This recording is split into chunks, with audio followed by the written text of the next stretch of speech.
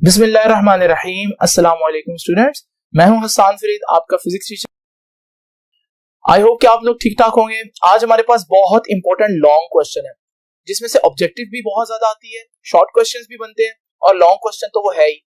Please अपने notes निकाल लीजिए और जल्दी से रेडी होकर स्क्रीन के सामने बैठ जाइए ताकि आप आज का लेक्चर भरपूर तरीके से समझ सकें। स्टूडेंट्स, आपको याद होगा कि जब हम लोगों ने ये चैप्टर स्टार्ट किया था तो मैंने आपको बताया था कि वेक्टर्स की मल्टीप्लिकेशन क्या होती है, लेकिन वहां पर हमने वेक्टर को सिर्फ स्केलर से मल्टीप्लाई करना सीखा था। तो जरा रिमाइंड करते हैं, उसको एक दफा रिकॉल करते हैं। आपको याद है ये वेक्टर ए है, मैं इसको 2 से मल्टीप्लाई करूंगा तो ये 2 टाइम्स हो जाएगा 2a, और 3 से मल्टीप्लाई करूंगा तो ये 3 टाइम्स हो जाएगा 3a।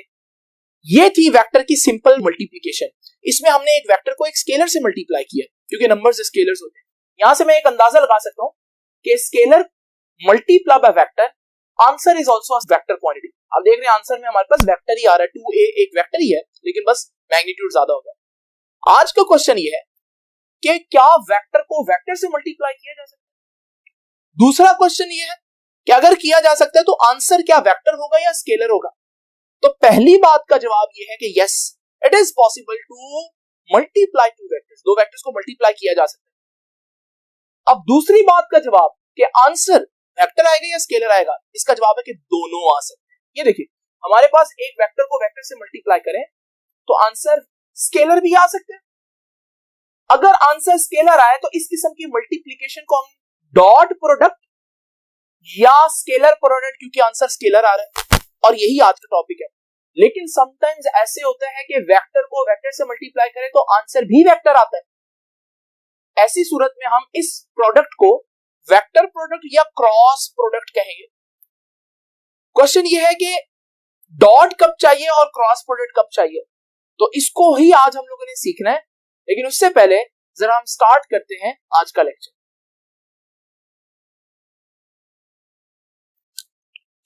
तो देखिए बेटा, हमारे पास आज का टॉपिक है डॉट प्रोडक्ट या scalar product.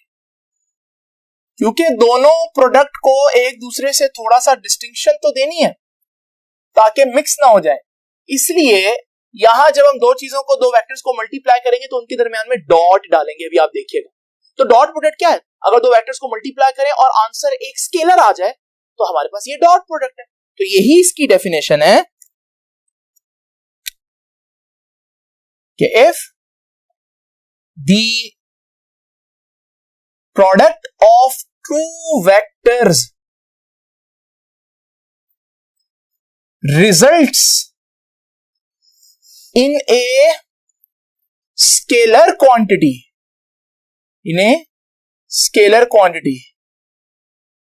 then this product is called dot product, या फिर दूसरा नाम क्या दिया, स्केलर प्रोडक्ट, क्योंकि स्केलर रिजल्ट आ रहा है। और हम इसको मैथमेटिकली कैसे डिफाइन करेंगे, तो ये देखिए जी, मैथमेटिकली इसको हम यू डिफाइन करेंगे, dot product can be written as, तो देखिएगा जी कैसे लिख सकते हैं डॉट प्रोडक्ट को, ए डॉट बी,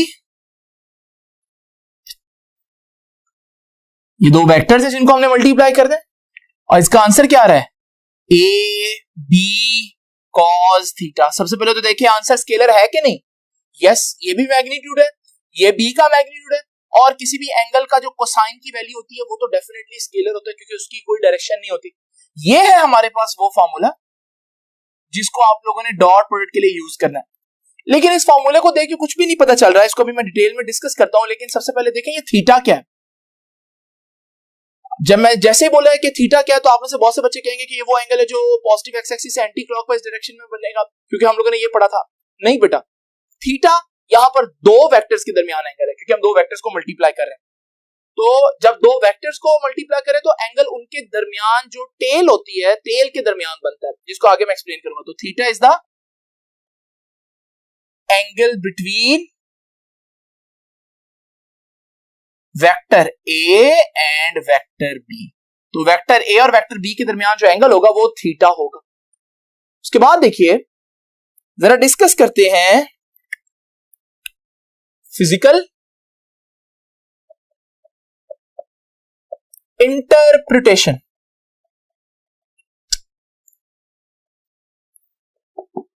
कि हम फिजिकली इसको कैसे एक्सप्लेन करेंगे। फिजिकली तो तभी एक्सप्लेन करेंगे जब हम इसको फिजिकली ड्रॉ करेंगे। तो जरा ड्रॉ करता हूं। ये देखिए, आप ए डॉट बी को ये ना समझे कि ए डॉट बी में तीन चीजें आ रही हैं, 1, 2 और 3, बल्कि सही कॉन्सेप्ट ये है कि आप कहें कि ए में डॉट प्रोडक्ट में एक चीज ए आ रही है और ये दूसरी चीज है पूरी, जिसे हम क्या कहते हैं, बी कॉस थीटा। आपको पता है बी कॉस थीटा तो बी का कंपोनेंट है, यानी कि अगर मैं ड्रॉ करना चाहूं मैं इसको यूं ड्रॉ कर सकता हूं। ये है वेक्टर ए और ये है वेक्टर बी और है इनके दरमियान एंगल थीटा। अब मुझे निकालना है बी कॉस थीटा। मैं यहां से परपेंडिकुलर ड्रॉ करूंगा वेक्टर ए पर। आपको मालूम है ये वेक्टर बी है, ये इसका एक्स कंपोनेंट है, ये इसका वाई कंपोनेंट है। हम एक्स कंपोनेंट को डिस्कस करते हैं। ये बी हो तो ये थीटा के साथ वाला कंपोनेंट बी कॉस थीटा होता है, ये हम लोगों ने ऑलरेडी डिस्कस किया। यानी कि जब मैं ए डॉट बी कहता हूं कि वो किसके बराबर है, ए बी कॉस थीटा के बराबर है,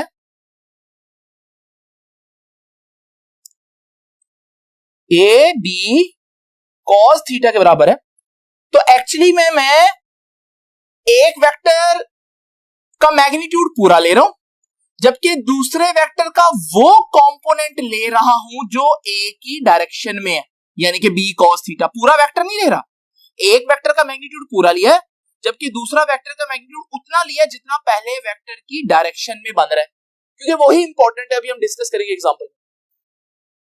इस बी कॉस थीटा के 3 से 4 नाम आप लोगों को हर वक्त याद होने चाहिए।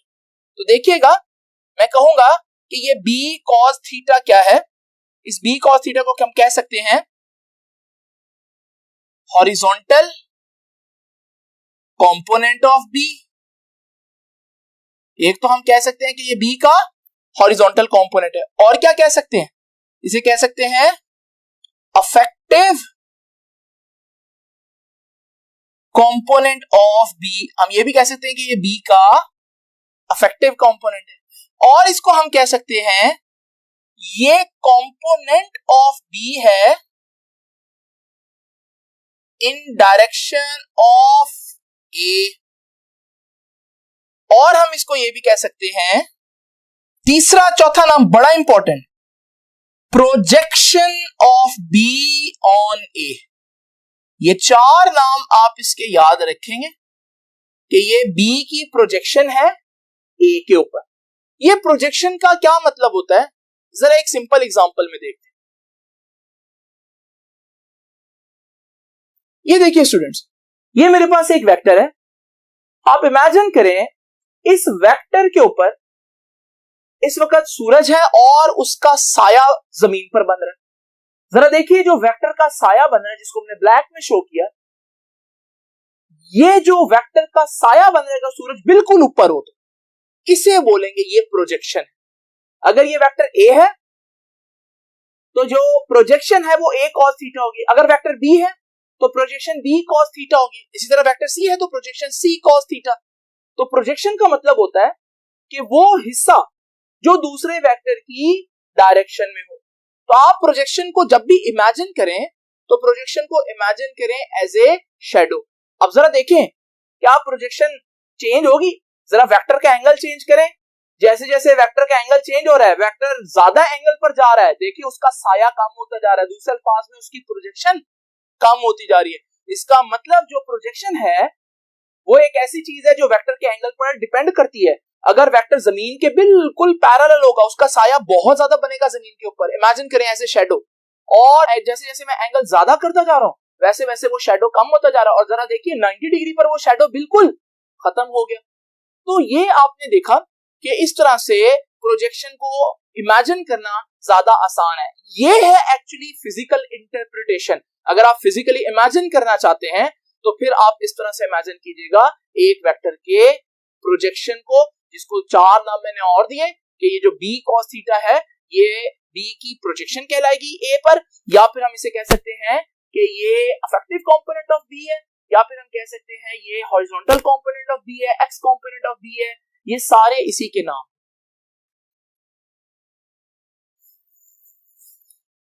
अब देखिए स्टूडेंट्स, तो अब ये आप पर डिपेंड करता है कि आप इस फार्मूले को कैसे पढ़ना चाहते हैं। आप इसको पढ़ दो a b cos थीटा तब भी चलेगा। आप इसे बोले नहीं a b cos थीटा, ये ज्यादा अच्छा तरीका है। आप इसे बोले एक वेक्टर का मैग्नीट्यूड पूरा और दूसरे वेक्टर का मैग्नीट्यूड उतना जितना वो उसकी डायरेक्शन में आ रहा है या जितना उसका साया बन रहा है, जैसे मैंने अभी आपको एक्सप्लेन किया शैडो। या आप कह दो magnitude of a and horizontal component of b, या आप कह दो magnitude of a and affective component of b, वो भी चलेगा। या कह दो magnitude of a and component of b in direction of a, क्योंकि b का ये कंपोनेंट है जो a की डायरेक्शन में, ये वाला कंपोनेंट यानी कि साइन वाला कंपोनेंट ये तो a की डायरेक्शन में नहीं है। और उसके बाद आप ये कह दो कि a और b की प्रोजेक्शन ऑन a, जिसे मैंने शैडो से तशबीह। तो जरा फिजिकली इमेजिन किया आप लोगों ने कि प्रोजेक्शन का क्या मतलब है। इसका मतलब जब हम वेक्टर्स को मल्टीप्लाई करते हैं, हम वेक्टर को पूरा का पूरा दो वेक्टर्स को मल्टीप्लाई नहीं करते, एक का मैग्नीट्यूड पूरा लेंगे और दूसरे का मैग्नीट्यूड उतना लेंगे जितना वो उसकी डायरेक्शन में होगा। यानी कि शैडो कब ज्यादा बनेगा, अभी मैंने बताया जितना एंगल कम बन रहा होगा उतना शैडो ज्यादा, और जितना एंगल ज्यादा होता जाएगा उतना शैडो या प्रोजेक्शन कम होती जाएगी। अब जरा देखिए एग्जाम्पल देखते हैं जरा डॉट प्रोडक्ट की। बेतहाशा एग्जांपल्स में से एक एग्जांपल मैं आप लोगों से करूंगा अभी डिस्कस, और वो आप लोगों ने बड़ी तवज्जो से सुनना। ये देखिए जी, work done is an example of dot product. Work खुद भी डॉट प्रोडक्ट है एक्चुअली, लेकिन आप सोचना चाह रहे होंगे कि डॉट प्रोडक्ट हमने कैसे डिसाइड कर लिया कि नहीं वर्क में डॉट ही लेना, क्रॉस नहीं लेना। What is the deciding factor? और ये जो बच्चा जान ले एक्चुअली उसको ही सही पता चलता है कि कब डॉट लगाना है और कब क्रॉस लगाना है। और ये समझना कोई बहुत ज्यादा मुश्किल काम नहीं है, बहुत आसान है। चंद बातें जरा देखिएगा। ये देखिए स्टूडेंट्स, ये एक बच्चा इस बॉक्स को एक धागे से खींच रहा है। मैं देखना चाहता हूं बच्चा कितना वर्क कर रहा है। अब मुझे मालूम है वर्क किसके बराबर होता है, वर्क होता है फोर्स कितनी लग रही है मल्टीप्लाई बाय डिस्टेंस कितना चल रहा है। अब डिस्टेंस तो d है जो कि हॉरिजॉन्टल है। अब मसला ये है फोर्स बच्चा तो लगा रहा है F, लेकिन क्या F पूरी की पूरी वर्क करवा रही है? जरा देखते हैं। F के दो हिस्से करते हैं। याद है हम लोगों ने रेक्टेंगुलर कंपोनेंट्स बनाना सीखे थे। दो हिस्से करें जरा। F के सामने जो थीटा के सामने वाला कंपोनेंट होगा वो F साइन थीटा होगा, और थीटा के साथ वाला जो कंपोनेंट होगा वो F cos थीटा है। जरा गौर से इन दोनों फोर्सेस की डायरेक्शन देखें। F साइन थीटा कहां को खींच रहा है? ऊपर को नहीं खींच रहा है F साइन थीटा। क्या बॉक्स ऊपर को जा रहा है? नहीं। इसका मतलब F साइन थीटा लग तो रही है फोर्स, लेकिन किसी किस्म का कोई वर्क नहीं करवा रहा। इसका कंट्रीब्यूशन जीरो है। आप समझ रहे हैं ना, फॉलो कर रहे हैं? इसी तरह जरा दूसरी फोर्स देखें तो F साइन थीटा को निकाल देते, तो फिर दूसरी फोर्स जो F cos थीटा है, देखें क्या वो उस बच्चे की मोशन की डायरेक्शन में लग रही है? आप कहेंगे यस।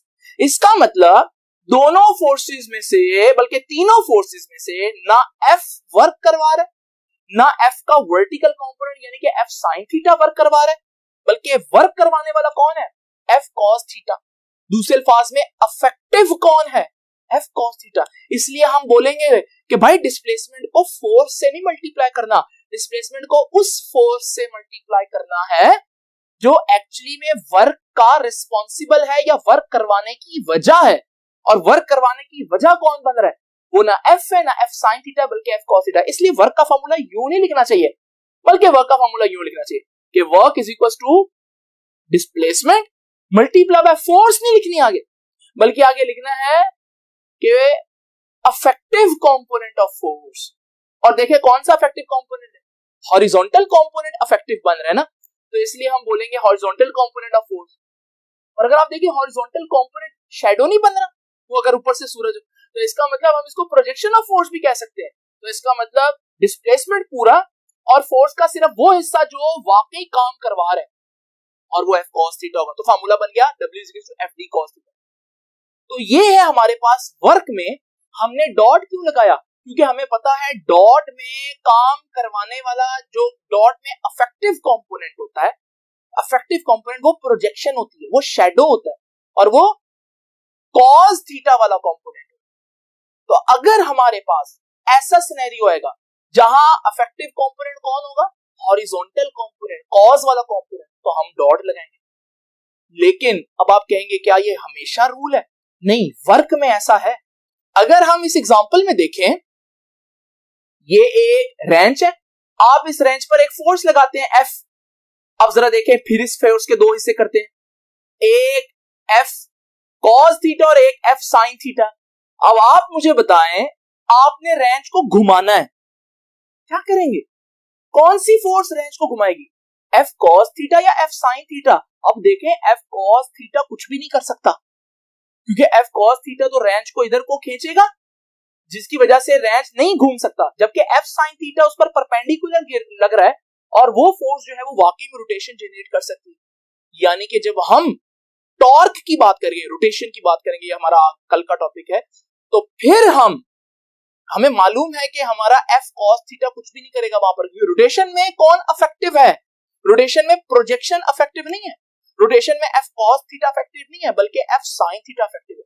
तो आपको पता चला कि हाउ साइंटिस्ट चूज कि डॉट प्रोडक्ट लगाना या क्रॉस प्रोडक्ट लगाना है, हॉरिजॉन्टल कंपोनेंट लेना या वर्टिकल कंपोनेंट। तो ये डिसाइडिंग फैक्टर। अगर हॉरिजॉन्टल कंपोनेंट अफेक्टिव है, डॉट प्रोडक्ट, अगर वर्टिकल कंपोनेंट अफेक्टिव है, देन क्रॉस। ठीक है, तो मैं बता रहा था work is an example of dot product. तो work is a dot product of force and displacement. Force और डिस्प्लेसमेंट का डॉट प्रोडक्ट है वर्क।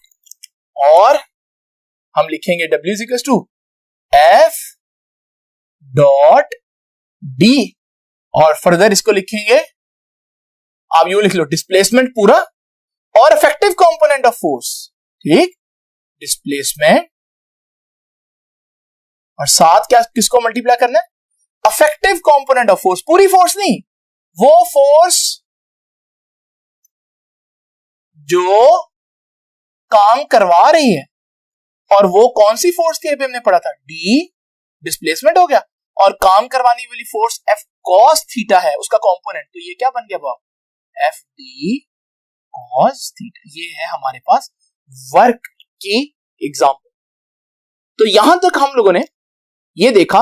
अच्छा, अगर आपसे ये क्वेश्चन किया जाए, work is a dash quantity, scalar और वेक्टर, आप फौरन कहेंगे स्केलर। रीजन पूछी जाए तो आप कहेंगे work is the dot product of force and displacement, और डॉट प्रोडक्ट का आंसर हमेशा स्केलर क्वांटिटी है। इस वजह से वर्क की कोई डायरेक्शन नहीं होती। तो ये थी हमारे पास थोड़ा सा इंट्रोडक्शन डॉट प्रोडक्ट का। अब जरा हम डिस्कस करते हैं डॉट प्रोडक्ट की बहुत इंपॉर्टेंट कैरेक्टरिस्टिक्स, और वो हमारे लिए किस तरह फायदेमंद हो सकती हैं। तो इसको जरा डिस्कस करते हैं। तो स्टूडेंट्स, आइए जरा देखते हैं characteristics of dot product. Characteristics से क्या मुराद है?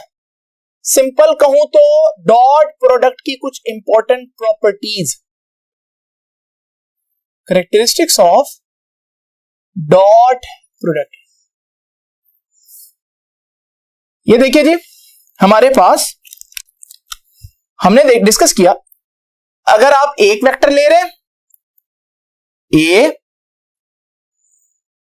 दूसरा वेक्टर B ले रहे हैं, और आपने लेना है इनका डॉट। पहले तो आप इनको जोड़ेंगे टेल टू टेल। अगर ये एंगल थीटा बना रहे हैं अब मैं चाहता हूं डॉट लेना, एक वेक्टर का मैग्नीट्यूड पूरा लेना है, दूसरे की प्रोजेक्शन लेनी है। अगर मैं इसको पूरा लूं तो इसकी प्रोजेक्शन लूंगा। अब ये बी है, ये इसका फिर कितना पार्ट होगा, बी कॉस थीटा। लेकिन क्या हमेशा इसी को रिजॉल्व करना है? नहीं बच्चों, आपकी मर्जी है, आप किसको रिजॉल्व कर लें, जिसको आपको आसान लगता है। अब जरा देखिए, ये ए है, ये वही वेक्टर बी है और वही एंगल थीटा है। अब अगर मैं वेक्टर बी पूरा मैग्नीट्यूड लूं तो फिर मुझे वेक्टर ए की प्रोजेक्शन ड्रॉ करनी पड़ेगी। ठीक है जी। अब ये ए है तो ये इसका कितना हिस्सा होगा, ये ए कॉस थीटा होगा। यानी कि मैं कहूंगा कि इस कंडीशन में मैंने इस कंडीशन में ए डॉट बी किसके बराबर लिया, ए डॉट बी लिया, ए पूरा और बी का कंपोनेंट बी कॉस थीटा। क्या बन जाएगा ये, A dot B is equal to A B cos theta. यहां मैंने क्या किया, मैंने बी डॉट ए लिया, मतलब बी वेक्टर को पूरा कंसीडर किया, जबकि ए का सिर्फ प्रोजेक्शन ली। ये क्या बन जाएगा, बी ए कॉस थीटा। लेकिन आपको पता है जब स्केलर हो तो बी ए कॉस थीटा लिखो या ए बी कॉस थीटा लिखो, 3 2 6 भी होता है और 2 3 6 भी होता है। इसका मतलब जब आप वेक्टर्स को मल्टीप्लाई कर रहे हो, कौन सा multiplication, scalar multiplication, dot multiplication, तो ए डॉट बी और बी डॉट ए बराबर हो। तो इसका मतलब हम कहेंगे कि हमारा जो डॉट प्रोडक्ट है वो क्या है, dot product is commutative. Dot product is commutative, यानी कि जब मल्टीप्लाई कर रहे हो वेक्टर्स को, ए को बी से डॉट ले लो या बी का ए से डॉट ले लो, इट डजंट मैटर, इससे फर्क नहीं पड़ता तरतीब को। आपको याद है मैंने एसोसिएटिव को बताया था, 3 वेक्टर्स को मल्टीप्लाई करना। मैं आपसे पूछूं अगर what about associative property, associative यानी कि अगर मैं A dot B dot C लूं, A dot B dot C, क्या ये एसोसिएटिव प्रॉपर्टी होल्ड करेगी? अभी मैं इसका आंसर नहीं आपको बताऊंगा, आप इसको सोचें, मैं इसका आंसर बताता हूं आपको 5 से 10 मिनट के बाद।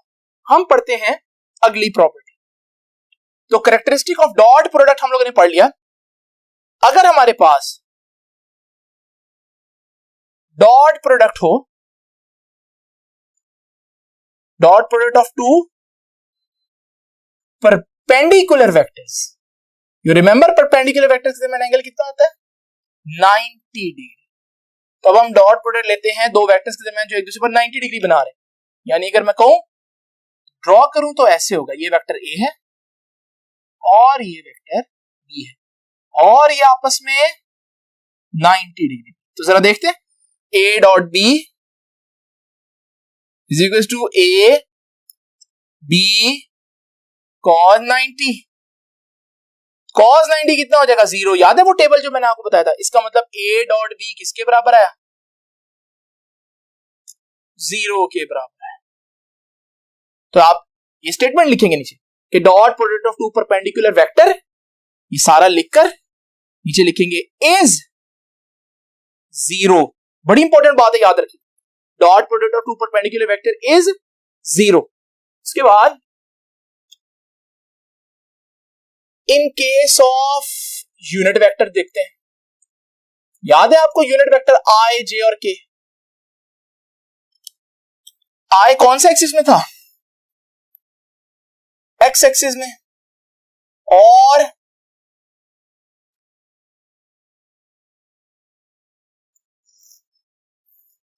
ये जी आई था एक्स एक्सिस में, जे था के वाई एक्सिस में और के था जेड एक्सिस में। क्या एंगल बना इनके दरमियान, ऑफ कोर्स 90 डिग्री बनेगा।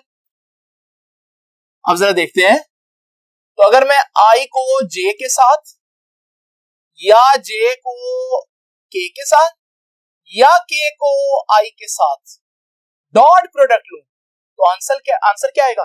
डेफिनेटली 0 आएगा, क्योंकि अभी हमने पढ़ा जब भी दो वेक्टर्स आपस में परपेंडिकुलर हो या यूनिट वेक्टर्स भी आपस में परपेंडिकुलर हो तो बहरहाल उनका डॉट प्रोडक्ट 0 आएगा। उसके बाद इन केस ऑफ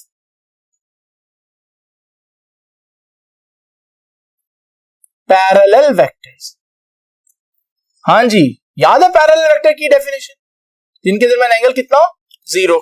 ये देखो ये दो वेक्टर्स हैं, एक वेक्टर ए है और एक वेक्टर बी है, तो सेम डायरेक्शन में एंगल 0 हुआ, इनका डॉट कितना आएगा जी? देखते हैं, A dot B is equal to A B cos theta. ये थीटा कितना है? 0। अगर आपको याद हो कॉस 0 1 होता है, कॉस 0 1 होगा तो ए डॉट बी का आंसर क्या आ जाएगा? ए डॉट बी का आंसर आ जाएगा ए बी के बराबर। तो इसका मतलब क्या हुआ कि in case of parallel vectors dot product of two vectors is equal to product of their magnitudes, क्योंकि देखें राइट साइड पर आपके पास क्या आ रहा है? उनके मैग्नीट्यूड्स का सिंपल प्रोडक्ट ले लो, यही आपके पास पैरेलल वेक्टर्स है। और आप देख रहे हो कि cos 0 की वैल्यू मैक्सिमम होती है 1, तो इसका मतलब डॉट प्रोडक्ट आपके पास मैक्सिमम आएगा। डॉट प्रोडक्ट का आंसर यानी कि जैसे वर्क का आंसर मैक्सिमम आएगा किस एंगल पर? 0 डिग्री पर। उसके बाद देखिए in case of anti in case of unit vectors, in case of unit vectors, अब जरा इसमें यूनिट वेक्टर्स देखते हैं। पैरेलल, अगर मैं i को i से मल्टीप्लाई करूं, डॉट प्रोडक्ट दूं, i डॉट i या j डॉट j या k dot k,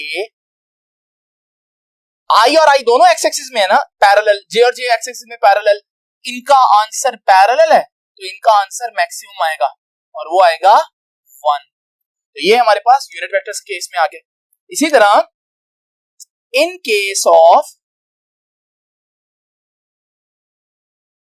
anti parallel vectors, याद है आपको एंटी पैरेलल वेक्टर्स?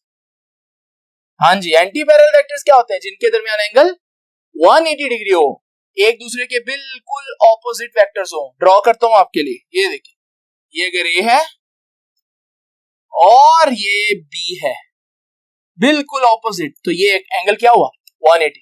अब आपको पता होना चाहिए कि इनका डॉट जब हम लेंगे तो वो आएगा a dot B is equal to A B cos 180, और कॉस 180 कितना होता है? -1 होता है बच्चों। तो हमारे पास आंसर क्या आया?